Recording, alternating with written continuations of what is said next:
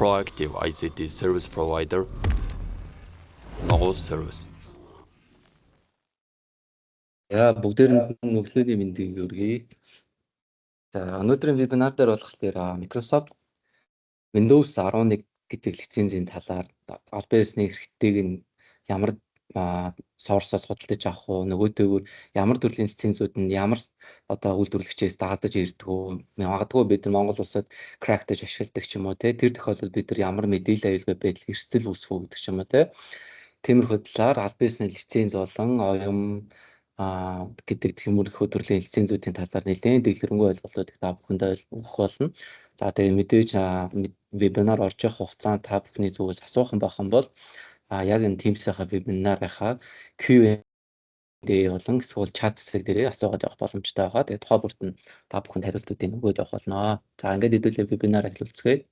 За өнөөдөр та бүхэн сайн манай Насанбат менежер хэлснээр за Windows буюу Microsoft-ийн лицензүүдийн талаар тодорхой ойлголтууд өгөх болно. За өнөөдрийн сэдэв маань бол хэд хэдэн хэсгүүдээс бүрдэж байгаа. Тэгэхээр өмнөх орж ирсэн вебинаруудаас л харьцангуй ялгаатай гэсэн. За эхний хэсэг дээр бол би та бүхэнд Windows 10 болон за Windows 11 үйлдвэрлэлийн системүүдийн талаар ялгаа болон ойлголтууд өгөх болно. За яг яагаад тэр дараагийн үйлдвэрлэлийн систем маань гарчваа. За мөн яагаад Windows 11-ыг ашиглаараа гэж зөвлөд байгаа вэ те.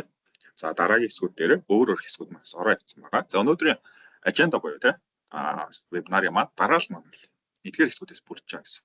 За эхний аженда бол Windows 10 бол 11-ийн за танилцуулга орж ирнэ те.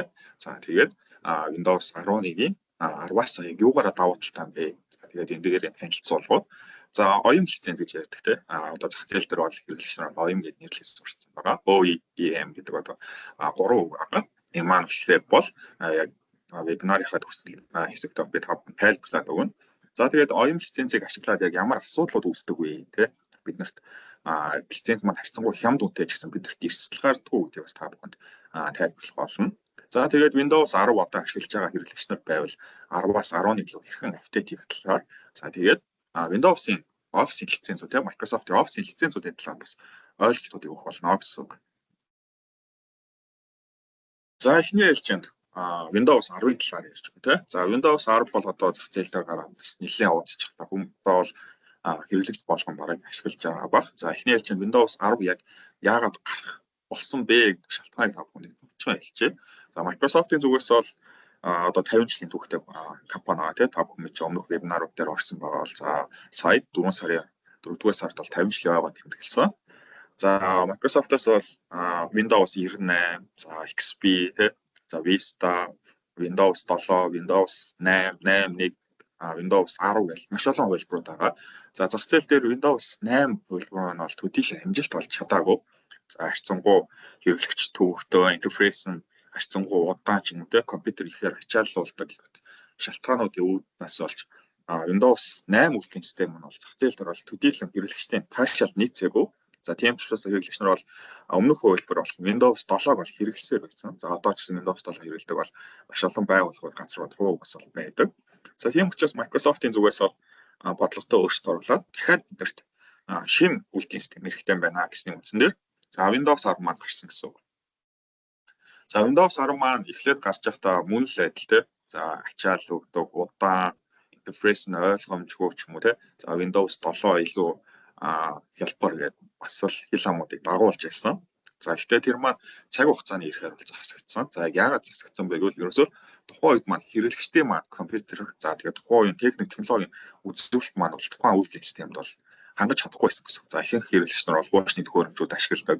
За зах зээл дээр гарч байгаа шинэ технологиуд ч гэсэн шинэ гэж нэрлэгдэж байгаа ч гэсэн за Windows-ийн маань шаардлага төдийлөн нийцдэггүй байсан ч юм уу те. За тэгээд ийм учраас Windows 10 маань их үедээ бас л адилхан за удаан хүмүүсийн Windows 7 илүү ч юм уу гэтлээ хүмүүсийн ер нь бол анхаарал бол төдийлөн өрч чадаагүй гэсэн үг.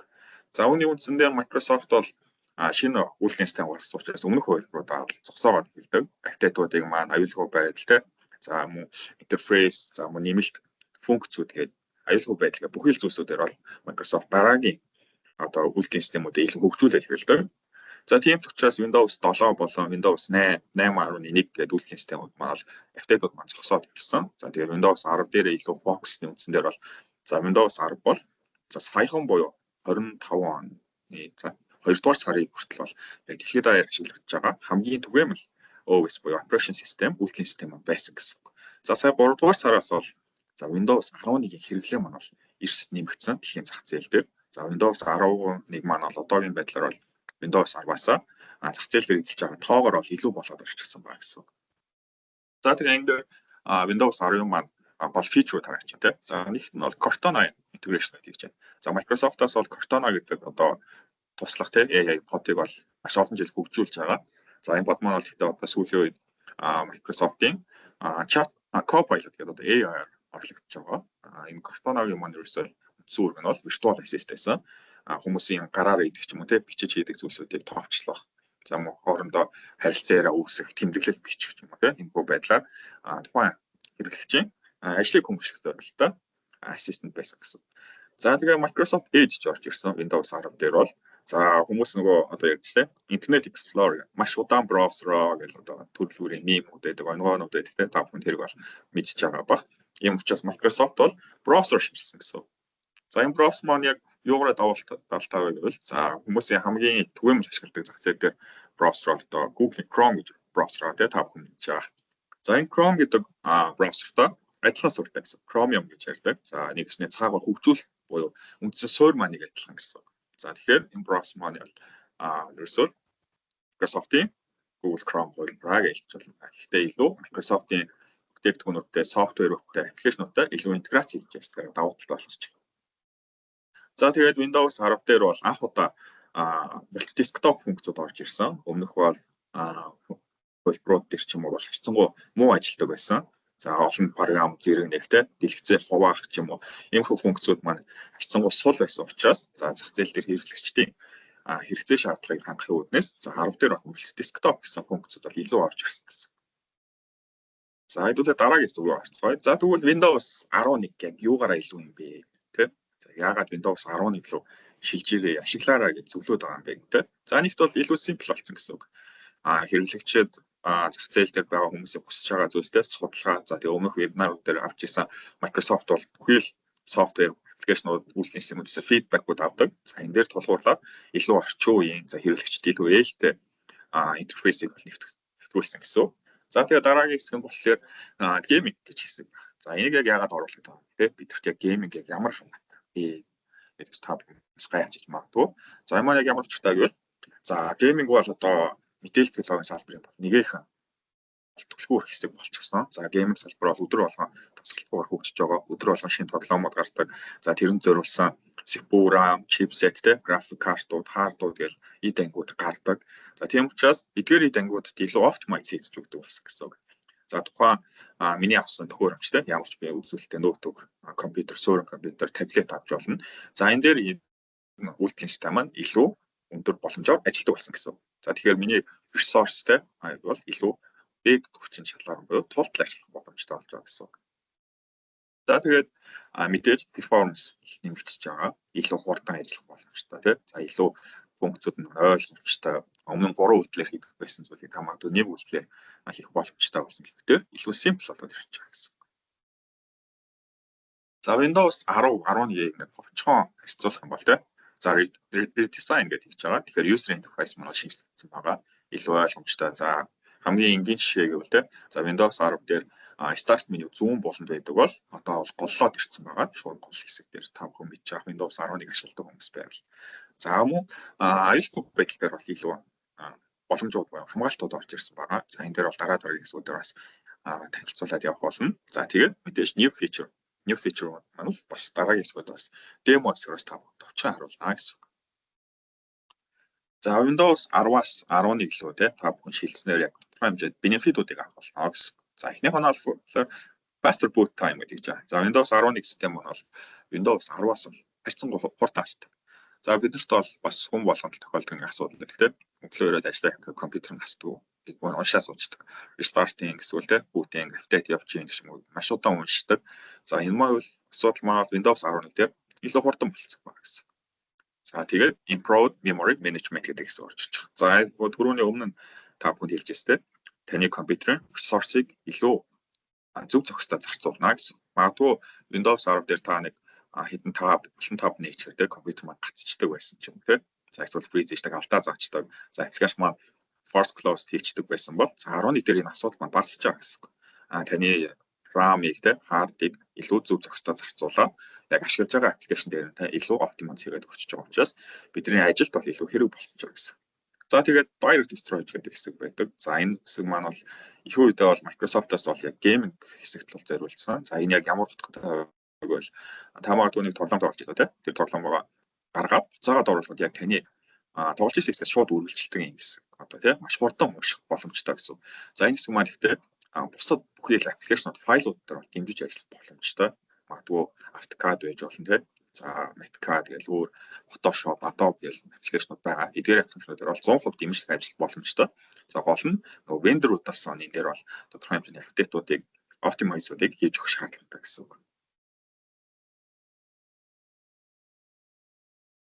За user interface гэдэг өөрчлөлт ингээд хийж байгаа тийм. За Windows 11 маань бас гараад зах зээл дээр бас нэлээд жил үзчихлээ тийм. 2-3 жил болж байгаа. За user interface-ийн хувьд та бүхэн гэж байгаа. Өмнө нь бол Windows маань бол илүү хурц өнцгтэй тийм дөрвөлж байгаа байрын icon-уудтай. За тэгээд тэмдэглэгээ мал байсан бол илүү одоо 11 дээр бол чинь дугуй боё round маягийн хоригдчихсэн тийм. За тэгээд dark mode-ууд маань сайжирчихсан байгаа нэмээд icon-ууд маань ч гэсэн dark mode-ыг бол user-ууд студийлэн оошаадгүй. За dark mode бол бас хүмүүсийн эрүүл мэндийг бодсон яг тийм функц байдаг. За та бүхэн анзаарч байгаа бол өдөрт олон цагаар компьютер ширцдэг тийм.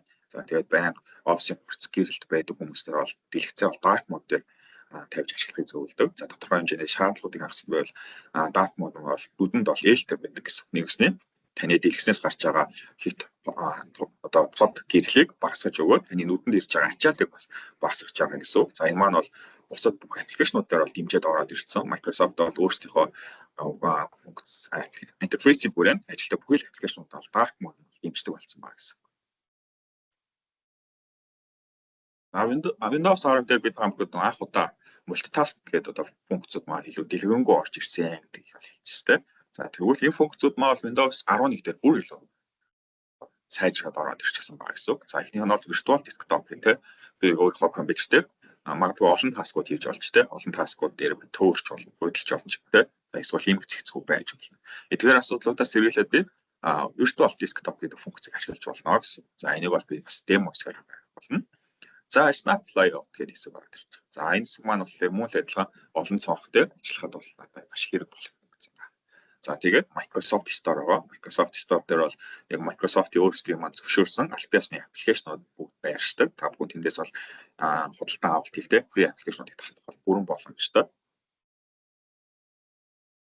За нэгэнт Windows-ийн хөлбөрийн ялгаануудыг за зүрх шаардлагатай танилцуулгуудыг өгч байгаа учраас лицензүүдийн төрлийг бас та бүхэнд би товчхон танилцуулах болно. За Windows дээр бол маш олон төрлийн лицензүүд байдаг. За хамгийн түгээмэл лицензүүд маань бол энэ дээр чагсаалттай 3 лиценз байгаа гэсэн. За Windows Home, за Windows 11 Pro, за тэгээд Enterprise гэдэг 3 лиценз байгаа. За эдгээр 3 лицензийг бид та бүхэнд тус-туснаа тайлбарлаад болно. За Windows Home лиценз бол user зөвхөн хувийн зориулсан лиценз байгаа. За ганцаараа тийм зүгээр өөр ховийн хэрэглэн ашиглах зориулттай лиценз гэсэн үг. За Pro Enterprise лицензүүд маань бол илүү байгууллага ч юм тийм жижиг юм дунд үйлдвэрүүд за бизнесийн салбар ч юм уу ашиглах боломжтой лицензүүд байдаг. За Windows Home лицензтэй. За энэ дээр харж байна. Casual user гэдэг чинь тийм. За энэ маань болохоор энгийн хэрэглэгчдээр байсан гэсэн үг. Өдөр тутмын ажлууд явуулах тийм. За тэгээд browsing experience, за media consumption гэсэн хэсэг зориулсан гэсэн. За энэ лиценз маань бол ажилтай корпоративын хэмжээнд бол тохиромжгүй лиценз гэж үздэг. За ягаад гэвэл магадгүй би ганцаараа ажиллаа гэж байна тийм. Магадгүй Office, Word, Excel дээр би ажиллаа гэдэг. Эсвэл хэрэглээний програм дээр суугаад ажиллаж байгаа гэж бодоход. За яг албаны хэмжээнд байгууллагын бодлогын хэмжээнд тийм. За наад хамгийн түгээмэл асуудал бол доменууд гэдэг тийм. Би компанийнхаа домен tenant-д холбогдох ёстой. За тэгээд мэйлүүдээ оруулна. За аюулгүй байдлын бодлого байдаг. Policy-нууд тохируулна гэдэг IT-ийн ажлууд байдаг. Эдгээр ажлуудыг бол функцүүдийг манай Windows Home үйлдвэрлэлийн систем маань дэмждэг гэсэн. Энэ маань яагаад гэвэл зөвхөн энгийн тэ хувь user зориулсан, хувь хэрэглэгчид зориулсан лиценз гэсэн үг. За тэгэхээр та бүхэн одоо ноутбук, таблетууд, компьютерууд ч юм тэ гадаадаас захиж авдаг. За эсвэл манай Монгол группийн бас байршдаг IT Store тэ. За HyperWorld гэдэг бас дэлгүүрүүд байгаа. энэ газруудаас лиценз ч юм уу те ноутбук авах гэж байгаа бол энэ лицензүүдийг анхаарах шаардлагатай гэсэн. Тэгэхээр та магадгүй Windows Home-д те лицензтэй компьютер авчлаа гэхэд тэр компьютер маань цаашаа домент холбогдохгүй ч юм уу те. За policy тохиолгоонууд тааруулах гэх тохиолгоонууд юм функцүүд хаалттай байдаг. За тийм учраас та магадгүй дахин лиценз авах шаардлага ч юм. Ийм их асуудлууд гардаг. Тэгэхээр та яг анх өөрийг байгууллагатай ч юм уу зориулсан компьютер техник технологи лиценз авах гэж байгаа бол өөрсдийнхөө IT-гаас тодруулах шаардлагатай гэсэн. За хэрвээ магадгүй IT-г бол та бүхэн бидэнтэй холбогдоод үйл ажиллагааны чиглэлийг товч хэлээ. Өөрийнхөө яг ямар албан чиглэлтэй ажилтг аялаад биднээс ч зөвлөгөө авах боломжтой. Тэгээд та бүхэн яг өөрсдийнхөө ажлын онцлог тааруулсан төхөөрөмжүүдийг лицензүүдийг санал болгох бүрэн боломжтой. За Windows 11 Pro гэдэг бол байгаа тийм. За Windows 11 Pro маань бол ингээд функцүүд маань нэмэгдээд аваад ирж байгаа. За нэгт бол Advanced Security Feature гэдэг аваад ирж байгаа. За жишээлбэл Windows 11 Pro дээр BitLocker аваад ирж байгаа. За BitLocker бол Microsoft-ийн зүгээс гаргадаг encryption буюу одоо нууцлалын нэгэн хэрэгсэл байгаа. За байгууллагууд бол тийм ихэнх нь бол BitLocker бол ашигладаг. За Windows Hello гэж орж ирдэг. За энэ маань болохоор одоо biometric-ээр намайг таних боломжтой. Орчин үед бол нэг пассворд бол энэ бол харьцан сул аюулгүй байдлын зүгээс сул гэдээ үздэг болцсон учраас Windows Hello байгаа тийм. Магадгүй миний царайг скан хийдэг. За хурууны хээгэр ч юм тийм. Ямар нэгэн байдлаар biometric байдлаар би өөрийгөө таниулдаг гэсэн. За тэгээд remote desktop функцүүдийг бол дэмжиж ирж байгаа гэсэн. Би нөгөө remote ажиллаж байгаа шүү дээ. За ханаас ажиллаж болно орчин үед бол бүх одоо Microsoft-ийн төлөвлөгөөд мал өөрсдөө remote-ийг бол дэмждэг болцсон. За тэгээд productive төлөвлөгөөд орж ирж байгаа тийм. Snap байна, virtual байна, task management, multitasking гэдэг маань ороод ирж байгаа учраас Windows 11 Home-оос илүү болоо явж байгаа. За цаашлаад Windows 11 Enterprise гэдэг лиценз бод ирж байгаа. За Enterprise лиценз бол том тийм илүү группүүдийн хэмжээнд зориулсан лицензүүд байдаг. За энэ маань бол цаанаас бол бүрэн удирдах боломжтой. За энэ дээр бол мэдээж бас авдаг сувг нь бас ондоо тустай байдаг. Энгийн хэрэглэгч нар шууд авах боломжгүй. Organization байдлаар ашигладаг лиценз байгаа. За энийг бол IT-ийн зүгээс бол тохируулж өгдөг. За мөн бүтэн менеж их бол бүрэн боломжтой. Тэгэхээр IT-ийн ажлуудыг бол хөнгөвчдөг төрлийн лиценз байгаа гэсэн. За вебинарын маань одоо маш сонирхолтой хэсэг рүү орж байна. За энэ маань болохоор оюун лиценз гэсэн үг тийм. За энэ маань болохоор байгууллагуудад тийм. За эсвэл бол за байгууллагууд гэхээс илүү үйлдвэрлэгчид лицензүүд байдаг гэсэн. За зах зээл дээр бол маш олон төрлийн үйлдвэрлэгчид байгаа тийм. Дэлхийн алдартай Dell байна. За Lenovo байна, Apple, Samsung байна тийм. Тэгэхээр адилхан бусад үйлдвэрлэгчид ч юм үйлдвэрлэгч компаниуд за Microsoft-то тодорхой хэмжээний гэрээ эсний үндсэн дээр бол энэ лицензийг олж авдаг гэсэн үг. За энэ маань болохоор ямар нэгэн компани үйлдвэрлэж байгаа лицензээ төхөөрөмжөөр лицензжүүлэхдээ ашигладаг лиценз гэж хэлж болно. За энэ маань бол хэрэглэгчид зориулдаг гэсэн үг. За та бүхэн анзаарсан бол зах зээл дээр буюу одоо тийм онлайн платформ дээр бол хямдхан лицензүүд бол маш ихээр явж байгаа. За 20,000 төгрөг, 25,000 төгрөг, тийм 50,000 төгрөг, 70,000 төгрөг гэж тэгсэн. Тийм лицензүүд бол маш ихээр явж байгаа. За энэ маань бол ерөөсөө энэ оюун лицензүүд гэсэн үг. За тухайн лиценз маань бол хувь хэрэглэгч юм уу тийм албан нэгжүүд компанид бол зориулагдаагүй цаана буюу үйлдвэрлэгч зориулсан лицензүүд байдаг гэсэн. За тус лиценз маань бол ориг лиценз яваад байгаа ориг лиценз ямар ч асуудал байхгүй гэж хэлж болно. Яг цаанаас буюу Microsoft-аас гарч байгаа. Гэхдээ нөгөө талаараа маш олон эрсдлүүдийг дагуулж идэг гэсэн. За нэгт ямар эрсдэл байдаг үгээр нэг тань тамаадны газраас тийм зар дээрээс ч юм уу эсвэл Facebook хуудасны газраас лиценз худалдаад авчлаа 25,000 төгрөг 50,000 тийм хямдхан байх хамаахгүй худалдаад авчлаа. За тэгээд та өөрийнхөө компьютер дээр тухайн лицензийг хийлээ. За таны компьютер лиценз маань идэвхжлээ гараад ирчих. Гэхдээ тэр лицензийг цаана тэр газар маань бол маш олон газар зарах боломжтой гэсэн. Энэ лиценз маань өөрөө үйлдвэрлэгчид зориулсан байдаг учраас магадгүй нэг TR 500 хүртэлх лиценз девайсыг идэвхжүүлэх боломжтой байдаг гэсэн. Тэгэхээр магадгүй танд өгсөн KE-г дахиад цаашаа 500 тэр газар маань зарж байгаа гэсэн. За тэгээд энэ дээрс зөрүүлээд дараа нь асуудлууд гардаг. За магадгүй лицензийг ах гэрээ гэж байгуулах байгаа тийм. За тэгээд Microsoft хоёроо магадгүй гэрээний хугацаа дуусах юм тийм. Хамтран үйл ажиллагаа зогслоо гэхэд тэр лицензийг дахиж ашиглах боломжгүй болох юм тийм. За ямар нэгэн байдлаар тухайн лицензийг ашиглаж исэн төхөөрөмжүүдтэй магадгүй асуудал үүсч болно тийм. За тэгээд цаанаас Microsoft-ийн зүгээс бас энэ асуудлуудаар арга хэмжээ гаргалаа гэхэд таны төхөөрөмж дээр тэрний тодорхой хэмжээний импакт үзүүлэх боломжтой ч юм уу. За тэгээд мөн аудит гэдэг байдаг тийм ISO гэдэг төрөл бүрийн стандартууд мэргэжлийн шалгалтууд байдаг тийм. Эдгээрийг кейк маань хангаж чаддгүй. Энэ маань бол өөрөө цаана өөр зөвлөлтийн кей учраас бол хангах боломжгүй байдаг гэсэн. За мөн шилжүүл буюу дахин ашиглах боломжгүй. Тухайн лиценз маань тухайн компьютерт буюу девайс дээр суучдаг. Нэг девайс дээр суучдаг. Дахиад өөр девайс дээр суух боломжгүй гэсэн. Өөр девайс дээр суулахыг хүсвэл цаашаа тэр нөгөө одоо лиценз анх нийлүүлсэн компанитайгаа холбогдох юм тий. За тийм учраас бид нар бол тэр компанитай холбогдох боломжгүй болчихсон хэрэглэгчтэй байна. За мөн адилхан оюун лиценз дээр Microsoft-оос ямар ч support өгдөг гэсэн. Яагаад вэ гэхээр энэ маань анх лиценз авч байгаа тийм нэг компани, үйлдвэрлэгч компани болон Microsoft-ийн хооронд бол кирээгээр зохицуулдаг. Тийм учраас миний Windows ч юм уу тийм үйлдвэрлэлийн систем дээр ямар нэгэн асуудал гарлаа гэхэд одоо ямар ч support боломж байхгүй гэсэн. So тэгээ хамгийн сүүл нь харж байна тийм vendor lock-in гэдэг асуудал. Ямар нэгэн байдлаар тухайн vendor буюу тийм Microsoft-ийн лиценз авсан анх компани маань Microsoft асуудал гарвал энэ маань дахиад хэрэглэгчид импакт үзүүлэх боломжтой гэсэн үг. За мөн адилхан Windows-ууд маань бол шинэ хөлбөр гаргахаар Microsoft-оос тодорхой хэмжээнд бол апдейтуудыг бол зөвшөөрдөг. За ямар апдейт вэ гэхээр үйлдвэрлэлийн систем хоолж гэж. За одоогоор бол та Windows 10-аас Windows 11 рүү шилжихэд бол ямар ч асуудал үн төлбөргүй байна гэсэн үг.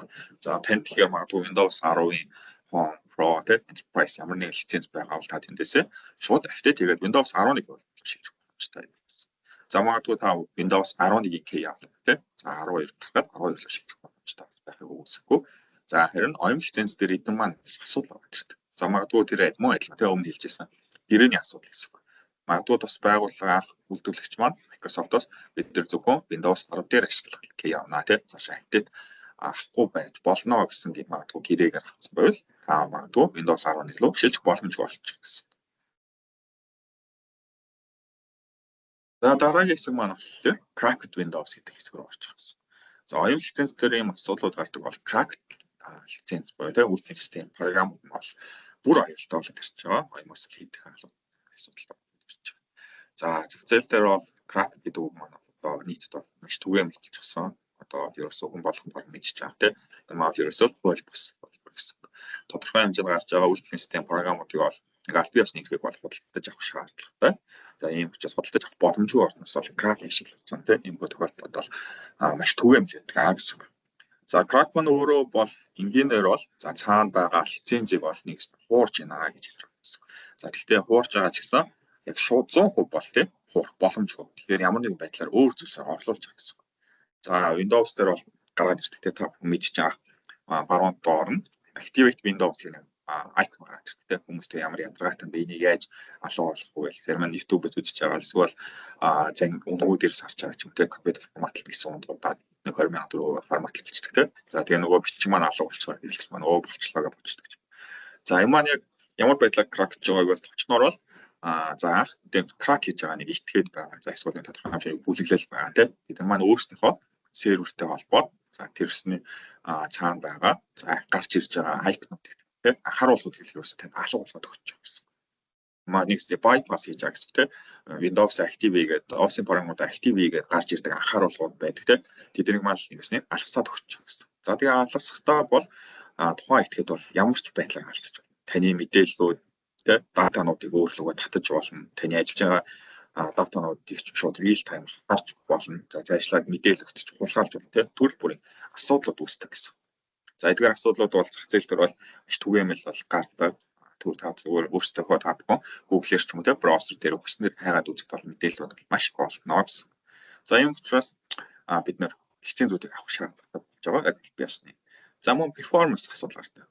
За мэдээж crack-тай хөлбөрүүд дээр апдейтуудыг авах боломжгүй болоод ирж байгаа. Яг аль биесны хөлбөр те биш те Microsoft-тай за эсвэл өөр вендор байлаа. Тухайн вендорын сүлжээтэй боломжгүй гэсэн асуудал. Тэгэхээр та апдейтуудыг авах. За хамгийн түгээмэл гардаг асуудлууд гэвэл за жишээ нь AutoCAD гэдэг програм гэхдээ за барилгын салбарт дуулуур гарч юм уу тийм бол маш ихээр ашигладаг түгээмэл програм байгаа. За жил болгон шинэ үйлдэл гардаг тийм. За AutoCAD маань нэлээд үнэтэй лицензтэй байдаг. Тийм учраас бол хэрэглэгч нар crack тийм тийм хөлбөсөөр ашиглах тохиолдол маш их байдаг. За AutoCAD дээр чинь ямар асуудал гардаг вэ гэхээр за AutoCAD-ийн crack зөвлөр дээр бол нэг зуруу байдаг. За тэр зуруу маань ихээр AutoCAD дээр бол мэдээж зураг төслөө гаргаж байна. Зураг төсөл маань зөрүүтэй гарах боломжтой гэдэг crack ашиглав. За энийг бол өөрсдөө яг AutoCAD өөрсдөө цаана тохируулсан байдаг гэж хэлж байна. 0.1 ч юм уу те эсвэл дээдлээ 1 см гэх юм уу бидний зураг төсмөн зөрүүтэй гарч болдог гэсэн байна. За тэгэхээр нэг лицензтэй худалдаж аваагүйгээс болоод төлөвтөн тухайн прожект те ажил дээр төсөл маань өөрөө эрсдэлд орох өндөр магадaltaй гэсэн үг. Ерөөсөө л нэг лиценз аав те би крактсан эсвэл алгасаар хуулбарсаар өөр хөлбөр суулгацчих юм те. Инээсээ болоод зураг төсөл маань 1 см-аас зүүнээс болоод маш том эрсдлүүд үүсдэг гэсэн.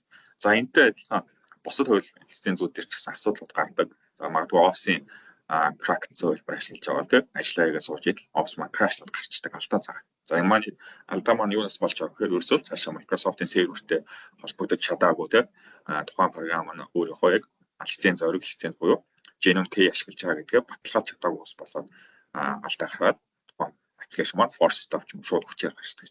Энэ процесс гардаг гэсэн.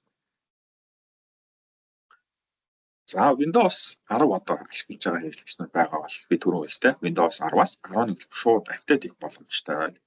За гэхдээ апдейт хийхэд бол бид нарт бас хэд хэдэн шаардлагуудыг хангасан байх ёстой. За нэгт бол өөртөө зүгээр settings хэсгээс ч юм уу те. За эсвэл Windows 10-ийн доор search icon дээр дарж байгаа апдейт гээ тайчиж болно. За тэгэхээр мэдээж апдейт хийх цонх маань гараад ирж байгаа. Энэ цонхон дээр шууд тань дээр магадгүй шууд Windows 11 илүү та одоо апдейт хийж болно гэсэн байдлаар сонголт гараад ирэх юм бол та шууд апдейт хийх боломжтой гэсэн. За магадгүй тухайн сонголт гарч ирэхгүй байвал та апдейт хийгээгүй утцсан байх магадaltaй гэсэн. Магадгүй хуучны Windows 10 ашиглаж байна те. За тэгвэл та хэдэд удаа апдейт хийгээд шинэ 11-ийг татчих болно гэсэн. Эсвэл Microsoft-ийн та өөрөх нь албаасны сайтаас бол Windows 11 руу шууд апдейт хийх tool байгаа. Тухайн tool-ийг татаад авчих болно. За тэгээд шууд инсталлаад татаад шууд өөр дээрээс ямар нэг нэмэлт төхөөрөмжгүйгээр шууд суулгах болно гэсэн. За TPM гэж байгаа те. Trusted Platform Module гэсэн үгний товчлол байгаа. За TPM 2.0-ыг бол шаарддаг. За энэ маань болохоор 2014 онд ирсэн одоо чипний технологи гэж хэлж болно. Ямар ч байсан тухайн одоо motherboard гэж хэлдэг тийм компьютер дээр их хавтан дээр байршдаг. Тухайн компьютерийн яг аюулгүй байдал буюу security талтай зориулттай. За энэ чип маань ажиллаж явах хэрэгтэй гэдэг шалгуур юм.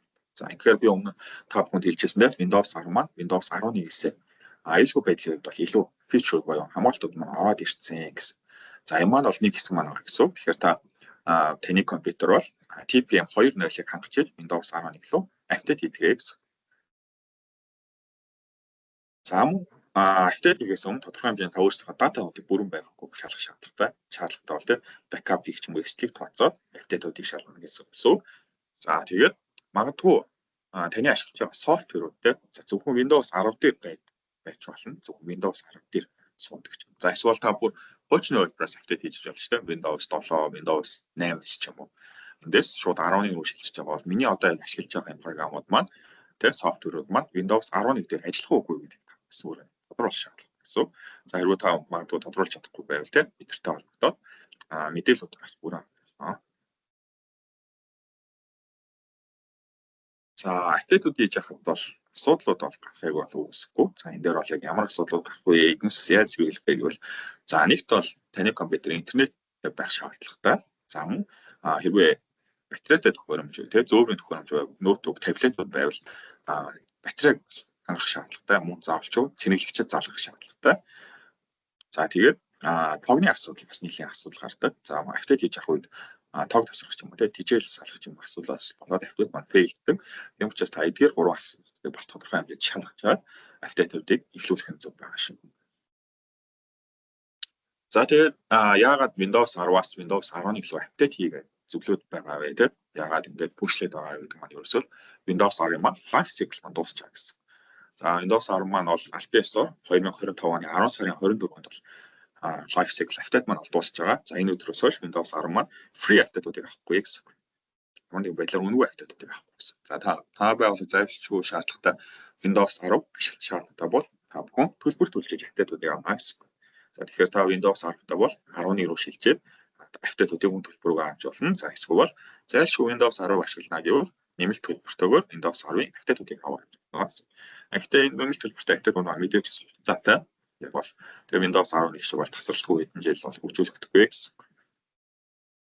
За тэгээд тодорхой хэмжээнд плануудыг гаргах шаардлагатай. За магадгүй тэгэхээр энэ маань бол та бүхний байгууллагын бүтцээс бол шууд хамаарна гэсэн үг. За магадгүй тэ цөөхөн ажилтнтай бол та бүхэн зүгээр хувь хувьдаа шууд активитуудыг хийж чинь. За их олон хэмжээний ажилтнтай тэ аль нэгжүүдтэй группийн хэмжээнд байрч байгаа бол та бүхэн энэ дээр бол тодорхой хэмжээний төлөвлөгөөнүүдийг гаргасны үндсэн дээр активитуудыг хийх шаардлагатай. За активитууд маань тодорхой хэмжээний хугацаа, рискүүдийг бас агуулж яадаг учраас би маань бол ажлыг бол зогсоохгүй байдлын үднэс амралтын өдөр ч юм уу тэ. За эсвэл Microsoft-ийн энэ түүн ашиглаад тэ Entra ашиглаад цаашаа лицензүүдээр 365 ашиглаад активитуудыг шууд шөнө өрийн цагаар ч юм уу тэ хүмүүсийн ажиллахгүй байгаа цагаар шууд активитуудыг бас хийх боломжууд байдаг. Эдгээрийг бас ашиглаж болно гэсэн үг.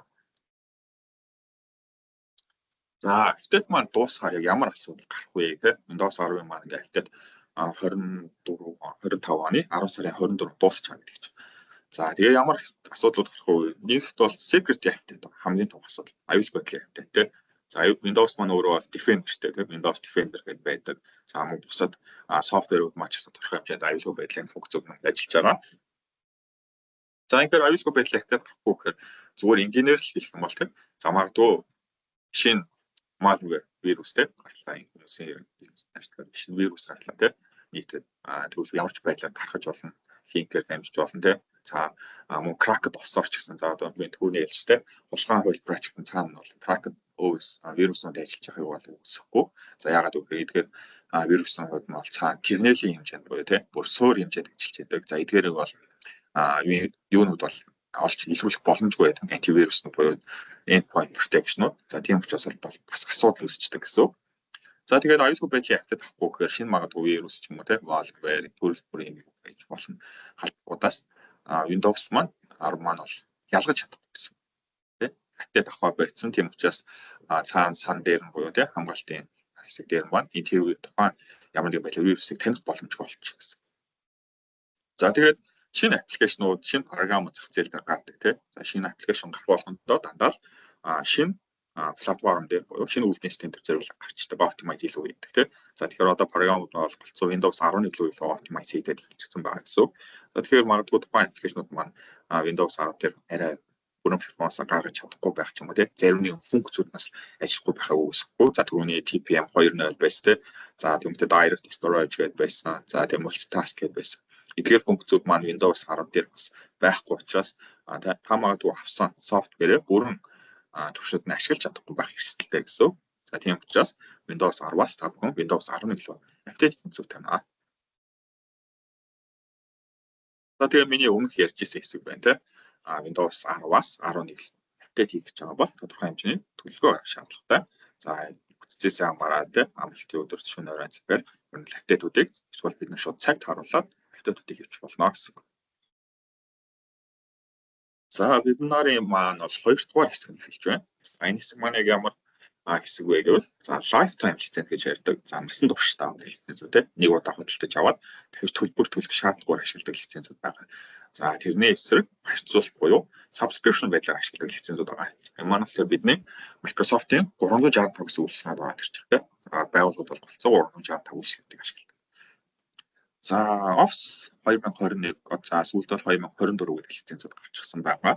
За одоо бас шууд та бол Visual Developer буюу 2024-ийг авах боломжтой. За манай зүгээс ч гэсэн зөвхөн 2024-ийг нийлүүлж байгаа. Microsoft-ийн зүгээс шинэ лиценз гаргасан бол өмнөх лицензүүдээ бол зархаа болчтой. За магадгүй өмнөх лицензүүд маань ямар тодорхой хэмжээний key байгаа бол ашиглах боломжтой. Тэрнээс Microsoft-аас буюу манайхаас ч юм уу те дамжуулж зарж байгаа альбиасны эхлэлтнүүд бол дандаа хамгийн сүүлийн бол байдаг гэсэн. За lifetime лицензүүд маань яг ямар учиртай вэ гэвэл яг нэр шигэл гэж ойлгож болно. Нэг удаа та төлбөр төлнө. Та лицензээ аавна. За тухайн лицензээ та өөрийнхөө аккаунттайгаа холбоод идэвхжүүлнэ. За тэгээд нэлсэн туршдаа тухайн лицензийг ашиглаж болно гэсэн үг.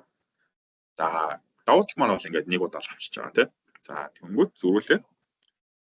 Сул талууд гараад ирсэж байгаа. За сул тал маань яг ямар сул талууд гардаг гэхээр тухайн лицензмууд маань шинэ фичрүүд орж ирдэг гэсэн үг.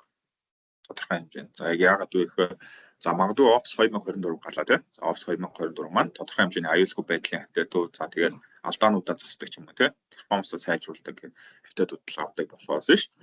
Дараагийн лицензүүд хөлбөрүүд маань авдаг гэсэн. За жишээлбэл Office 2021 гэдэг лиценз байна тийм. За Office 2021 маань бол апдейтууд авлаа. Гэхдээ Office 2024 дээр байгаа зарим функцүүдийг авахгүй гэсэн. Тухайн функцүүд маань зөвхөн Office 2024 дээр л байгаа. өмнөх хувилбарууд ч юм уу те дараагийн хувилбарууд дээр орчих боломжтой гэсэн. За Microsoft-ын зүгээс 3 жилийн удаа лицензүүдийг шинжилж гаргаж байгаа. За апдейтуудын хувьд бол экспортуудын хувьд бол 5 жил байдаг.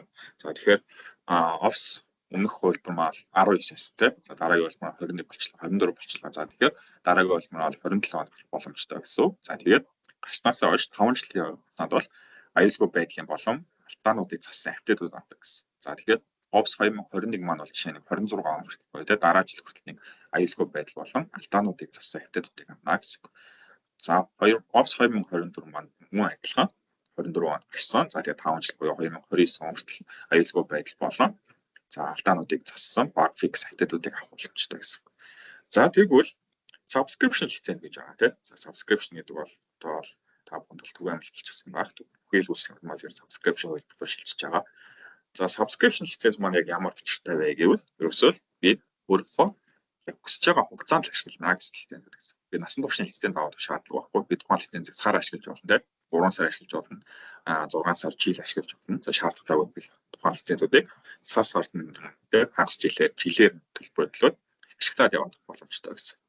За энэ лиценз маань болохоор юугаараа давуу талуудтай байдгүй гэвэл за нэгт бол уян хатан байдлуудыг олгодог. За өмнөх lifetime лицензүүд нь бол тухайн хэрэглэгчдээр шууд аккаунтаар уягдаад өгчдөг. За тэгэхээр одоо орчин үед тулгарч байгаа томоохон асуудлууд нэг маань хүний нөөцийн асуудал тийм. Хүмүүс ажилд ордог, гардаг маш дургуй байгаа тийм. За дараагийн хүмүүс за тэр компани нөхцөл байдал ч юм уу эдийн засаг маш олон дургуй асуудлууд байгаа. За Windows магадгүй та 11 lifetime лиценз аваад нэг хүн магадгүй аккаунт дээр хийчтэй. За би жишээ нэг газар ажилд ороод өөрийнхөө аккаунт дээр Office 2024 лиценз аваад ихэвчлээ. За тэгээ би магадгүй тухайн ажлаасаа гарлаа гэхэд тухайн ажил дээр тухайн лицензийг маань ашиглах боломжтой болчихсон. Яагаад гэвэл миний аккаунт дээр байгаа. Би аккаунтаа тэр байгууллагад өгөхгүй. Тийм учраас энэ асуудлууд үүсчихдэг гэсэн. За тэгэхээр тухайн байгууллага маань дахиад шинээр лиценз авах юм тийм. За эсвэл нөгөө crack гэдэг арга руу шилжиж байгаа. За crack дээр нэг хэсгээр нөгөө нэг бүр том эрсдлүүд нуугдж байгаа тийм. За энэ Windows 365 маань subscription хэлбэр бол энэс эсрэг гэж. Ямар нэгэн байдлаар хүнтэй уягддаг. Тийм. За магадгүй энэ маань бол админ төвшнөөс IT-ийн байгууллагын төвшнөөс үүдэртэй авчдаг учраас асуудал байдаг гэсэн. Магадгүй нэг ажлаасаа гарлаа тийм. За тэгвэл тухайн хэрэглэгч хаягнаас нь лицензийг аваад дараагийн ажилд орсон өгдөгч шилжүүлэгч юм тийм. Хүссэн байдлаараа ашиглаж болох уян хатдаг гэсэн. За мөн апдейтуудыг авдаг. За Microsoft-оос бол Office-ийн програмууд ч юм уу тийм бэрээд тасралтгүй апдейтуудыг гаргаж яадаг. За 365 маань бол бүхэл апдейтуудыг авч яадаг гэсэн. За 365 дээр бол Office 2021 дээр байсан, 22 дээр байсан тийм бүх фичрүүд байгаа. За нэмээд өөрт нь зориулсан апдейтууд маань бол тасралтгүй гараа явж байгаа. Апдейт гарах болгонд апдейтуудыг маань бол 365 маань аваа явчихдаг гэсэн. За мөн менеж хийхэд илүү хялбар болчихж байгаа. IT-ийн зүгээс, админы зүгээс тийм за байгууллагын зүгээс бол илүү хялбар болоо явчихдаг гэсэн.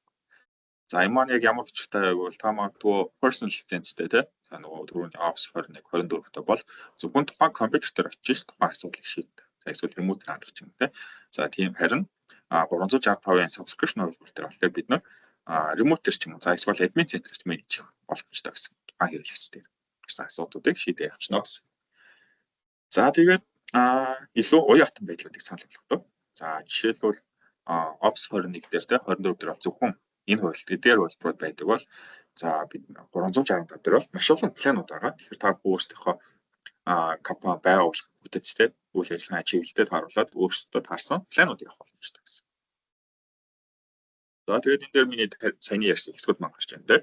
Lifetime лиценз маань ямар учиртай вэ? Subscription лиценз маань ямар учиртай вэ гэдэг. За lifetime лиценз бол нэг удаа төлөөд авчин. За тэгээд насан туршдаа ашиглана гэсэн. Ямар нэгэн байдлаар Microsoft тухайн аппликейшнийг зогсоохыг шийдвэр гаргахгүй бол бид нар тухайн аппликейшнуудыг ашиглаж болно гэсэн. За Microsoft-ийн өмнөх хувилбар тийм 2013 16 гэлээ ямар хувилбарч байдаг. Эдгээр хувилбарыг маань одоо хүртэл хүмүүс ашигласаар байгаа. Магадгүй тэрний лицензээ бол та одоо хүртэл ашиглаж болно гэсэн. За гол суулбар маань бол ямар нэгэн байдлаар нэмэлт апдейтууд, шинжилгүүд авахгүй л гэсэн. За subscription маань эсрэгээрээ тийм байнга апдейтуудыг авч идэг. Нэмээд supportууд маань илүү давуу талтай болоод ирж байгаа. За жишээлбэл subscription лиценз төр тийм одоос авдаг модель дээр бол жишээ болгоод ярих бол бизнес лиценз байгаа. За хамгийн түгээмэл ашиглагддаг лиценз тийм. За бизнес лицензээ бол business basic, стандарт, премиум гэсэн лицензүүд багчж байгаа. За basic лицензээ гэвэл жишээлбэл Microsoft-ийн үйлчлэгийг зөвхөн веб хэлбэрээр ашигладаг те та бүхэн мэдж байгаа Office.com руу ороод Office.com дээрээс Word, Excel, PowerPoint-д авчдаг. За стандарт лицензүүд бол муу basic-ийн бүх фичруудыг багтаадаг. За нэмээд аппликейшнуудаа татаад авчдаг гэсэн. Нөгөө Word, Excel, PowerPoint, Teams, Outlook гэдэг эдгээр аппликейшнуудаа би өөр дээрээ татаад суулгаад аппликейшн хэлбэрээр ашиглаж болно. За премиум лиценз бол муу адилхан дээр байгаа basic стандарт байгаа бүх фичруудыг агуулдаг. За нэмээд нэрээс нь аюулгүй байдлын фичрууд ороод ирдэг. За миний хоёр дахь вебинар дээр Intune орж исэн те. За тэгээд өөр тодорхой хэмжээний бусад фичрууд байгаа. Defender-ийн фичр ч юм уу те. Эдгээр фичруудыг маань премиум маань агуулчихж байгаа гэсэн. За вебинар маань яг PPT хэсэг маань бол энэ хүрээд өндөрлөж байна. За тэгээд та бүхэнд бол жижигхэн нэг демоныг харуулъя болно. За төгсгөл хэсгээр бол бидэртэй холбогдох контактууд мод байршиж байгаа. Та бүхний мэдээллүүдийг бидний мэдээлэл бол Монгол сервисийн юмнаас авч олон вебсайт маань. За Facebook дээр бол Монгол сервис LLC гэсэн Facebook хуудас байгаа. Та бүхэндээс бол вебинаруудын маань зарлуудыг хараад бүртгүүлэх боломжтой. За та холбогдохыг хүсвэл мөн адилхан доорх суур утсаас холбогдоо явж болно гэсэн.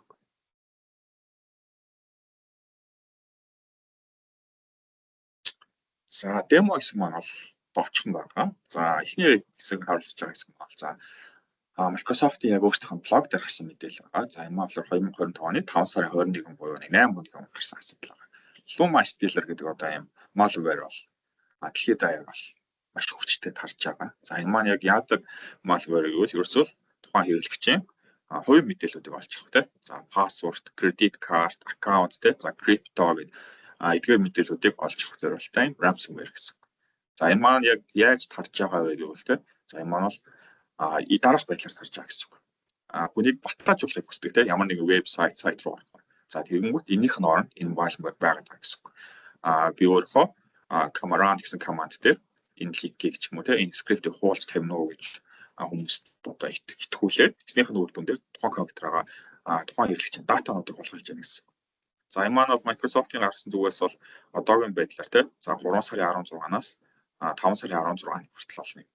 2 сарын хугацаанд 394 мянган Windows device дээр бол маань тарцсан байна гэсэн юм судалгаа гаргасан. За тэгээд энэ бол тархалтынх нь одоо зураг харагдаж байгаа тийм. За энэ дээр бол манай Монгол улс хүртэл байгаа анзаарч байгаа. За тэгээд энэ маань яг ямар одоо холбоотой вэ тийм. Лицензтэй ямар асуудалтай вэ гэх нөгөө л Windows-ийн crack төлбөртөө бас энэ асуудал маань гарч байгаа гэсэн үг. За Windows маань өөрөө Defender гэдэг аюулгүй байдлын хамгаалттай тийм. За тэгээд цаашаа Windows-ийн апдейтуудыг байнга авч явах хэрэгтэй. За тэгээд ямар нэгэн байдлаар би сэжиг бүхий script ч юм уу тийм command хийх гэхээр надад зөрүүлээд анхааруулах ч юм уу зогсоож явах хэрэгтэй.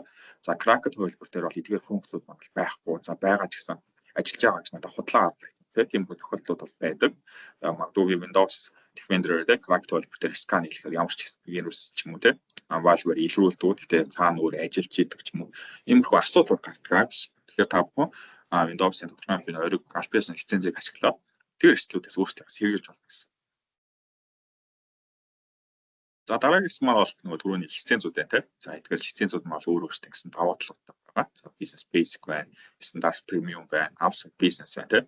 За энэгээр бол лицензүүдийн маань нэгэн хэсэг боловсролын салбар зориулсан эдүүгээ лиценз байгаа тийм. За магадгүй 300-аас дээш 1000-аас дээш ажилтнаа бол дээш зориулсан enterprise лицензүүд байгаа. За талбар дээр ажилладаг хүмүүс байдаг бол тийм. За уулуурхайн салбар ч юм уу барилгын салбар дээр ажилладаг хүмүүс ажилтаа ихтэй бол тэр үеэс хүмүүс зориулсан буюу frontline лицензүүд байгаа. Тэгэхээр би эдгээр лицензүүдийг өөрийнхөө компани бүтцтэй зохион байгуулалтад харуулад тэр лицензүүдийг бол өснөөр сонгож авах, хольж авах боломжтой. За тэгээд доор нь бол эдгээр мэдээллүүд байгаа. Та бүхэн бас манай CSS дэлгүүрийн мэдээллүүдийг авч болно. За дээштэй тийм enterprise лицензүүд байна тийм. Та бүхэнд харуулсан E гэдэг. За enterprise лицензүүд байгаа. Тэр бол Microsoft-ийн яг одоо зах зээл дээр байгаа хамгийн төгс шийдлүүд гэж хэлж болно. Microsoft-ийн гаргаж байгаа бүхэл үйлчлэгүүдийг өөр дээр багтаасан лицензүүд байдаг. За тэгээд Windows-ийн 10-ын тийм үйл ажиллагаа маань бол ингээд Microsoft өөрсдөө аль бисны форум дээр оролцсон байгаа. 25 оны за 10 сарын 14-нд байсан юм аашлаараа 14 дөрөв маань Windows 10-ын апдейтууд маань дуусч байгаа. Тийм учраас та бүхэн Windows 11 руу бүрэн шилжих боломжтой. Тийм учраас апдейтуудыг хийж олно. Windows 10-ын жишээ нь апдейтийн history байна тийм. За анх чинь яг хэдэн онд гарсан яг ямар үйлдэлтэй байсан тийм. За анх бол 15 гарсан үйл байна тийм. За маш сайн хөлбөр байсан учраас бол ингээд 10 жил бол тасралтгүй ингээд хавтад төдийг аваад явчихсан. Гэхдээ дараагийн хөлбөр бол гарч байгаа учраас хавтад төд нь зогсож байгаа гэсэн.